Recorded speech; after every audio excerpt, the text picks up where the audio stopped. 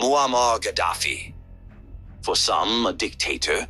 For others, the last African leader who truly challenged Western power. He overthrew a king at 27, ruled Libya for over 40 years, gave his people free housing, healthcare, and education. Libya became Africa's richest country per capita. No IMF loans, no foreign aid.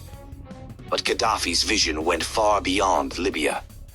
He dreamed of a united Africa. One army, one passport, one currency backed by gold, not the dollar or the euro. He wanted Africa to control its own resources. That scared the West, because when an African nation rises without Western control, it becomes a threat not because it's dangerous, but because it sets an example. This is a pattern. Whenever a country starts to thrive on its own terms, the US steps in not to help, but to destabilize. They call it freedom.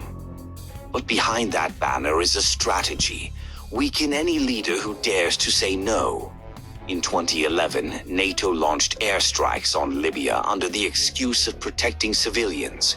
What followed was the collapse of a stable country, mass looting of Libya's wealth, and Gaddafi being hunted like an animal.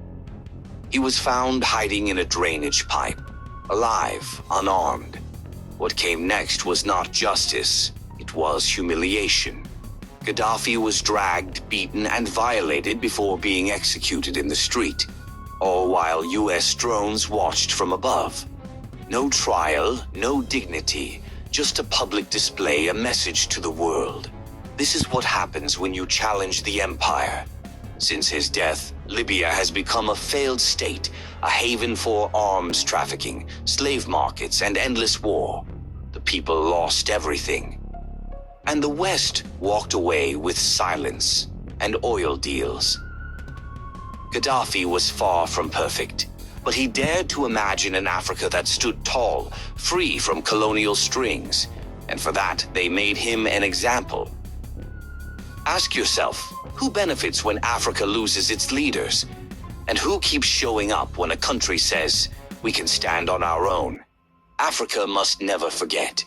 This is Resh Media. Follow and subscribe for more content like this, the truth they don't want you to know. We bring Africa's real stories to light, unfiltered.